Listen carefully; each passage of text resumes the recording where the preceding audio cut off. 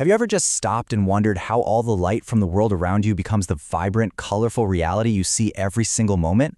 Well, let's dive into the incredible biology and physics behind your vision. You know, it all starts right here, with this amazing tiny organ. It might seem simple, but it's one of the most complex and sensitive instruments in the known universe, and it's working for you right now as you watch this. The best way to think about it, it's like a super high-tech camera, a true marvel of biological engineering. And it's packed with its own lens, its own aperture, and millions of light-sensitive cells that act just like a digital sensor. And all of that incredible, intricate complexity, it exists for one simple reason: to let you witness the absolute magic of the world around you. From the tiny details inside your eye to the massive arc of a rainbow stretching across the sky, it's all connected. It all comes down to the physics of light. And today, we're going to see exactly how. So yeah, the easiest way to get our heads around how the eye works is to stick with that camera analogy. The basic principles are, surprisingly, almost exactly the same. Okay, check this out. It's a direct one-to-one comparison. The cornea and lens in your eye, that's the camera's lens system, focusing all the light. The pupil and iris, they work just like the aperture, controlling how much light gets in. And the retina at the back, that's your biological film or your digital sensor, capturing the image. So it all happens in 4 crazy fast steps. Light comes in, the pupil adjusts the brightness, and the lens focuses an upside-down image onto your retina. Then, and this is the really magical part, the cells in your retina convert that light into electrical signals, which your brain instantly flips right side up and processes as sight. Incredible, right? But here's where your eye has a superpower that no camera on Earth can truly match: its ability to instantly, and I mean instantly, change focus. Think about it.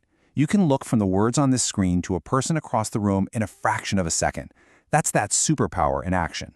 Now, there's a fancy scientific name for this superpower, and it's called accommodation. It's just the eye lens's ability to physically change its shape, all thanks to these tiny little ciliary muscles that are constantly working behind the scenes without you ever noticing.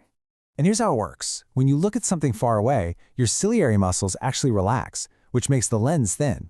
But for something up close, they contract, making the lens thicker and rounder. It's a constant, effortless workout happening inside your eye, all day long. So, just how far can a healthy eye see? Well, for all practical purposes, infinity. Seriously, that tiny star you see in the night sky, your eye is literally focused on an object that is trillions of miles away. Mind-blowing. But there is a limit to how close you can get. It's called the near point, and for most people, it's about 25 centimeters away. Go on, try it. Bring your finger closer than that to your face. It starts to get blurry, right? That's the physical limit of your eye's amazing autofocus. Of course, this super delicate system doesn't always work perfectly. But you know, most common vision problems aren't actually diseases. They're really just simple focusing errors. So myopia, or what we call near-sightedness, just means the light is focusing a little bit in front of the retina. And hypermetropia, or far-sightedness, means it's focusing a bit behind it. And the fix, it's genius in its simplicity. We just use a corrective lens, either concave or convex, to bend the light just right so it lands perfectly on the retina. Problem solved. Okay, so we've got a handle on the eye as the receiver, the camera. But what about the light itself?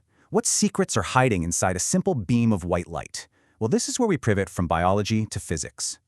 The key to everything is a phenomenon called dispersion.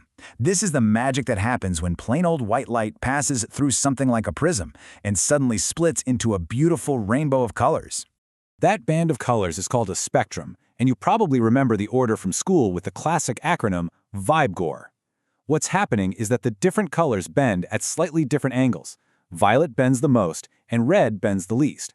And we have the one and only Sir Isaac Newton to thank for first figuring all this out with a prism. Now here's where it gets really cool. The exact same physics that happens in a tiny glass prism in a lab is responsible for some of the most spectacular sights on our entire planet. Take a rainbow, for instance. It's this huge, spectacular thing in the sky. But how is it even made? Well, it turns out that every single raindrop in the air is acting like a tiny, natural prism. It's like a 3-step dance. First, sunlight enters the raindrop and splits into colors. That's dispersion. Then, it bounces off the back of the droplet, and finally, it exits, bending again. Now, just multiply that by millions and millions of raindrops, and boom, you get a rainbow. Okay, so this same idea of light interacting with tiny particles helps answer another classic question, maybe the biggest one of all. Why is the sky blue? It all comes down to something called scattering. The tiny particles in our atmosphere are way better at scattering light with short wavelengths, like blue, in every possible direction. Longer wavelengths, like red, they tend to just pass straight through. So when you look up at the sky, you're basically seeing all that blue light that's been scattered around for you to see. And what about twinkling stars? That's our atmosphere at work again. The starlight is being bent and distorted as it passes through all these turbulent, moving layers of air. But planets, because they're so much closer and appear as bigger points of light, don't seem to twinkle. That distortion just gets averaged out, so they look like a nice, steady light. You know, with all this incredible science, it's so easy to take for granted the simple, profound gift of sight. This quote is such a beautiful reminder of what a privilege it is to not just feel the sun's warmth, but to actually see its light. And for so many, that privilege is just out of reach. There are 4.5 million people whose sight could be completely restored through corneal transplants. It's a really powerful thought that our eyes can give the gift of light to someone else, even after we're gone. So, the next time you look up at a blue sky, or catch a rainbow, or even just focus on the words on this screen, maybe you'll see it all a little differently. Knowing the incredible journey that light takes, and the amazing machine in your head that processes it all, how does that change the way you look at the world?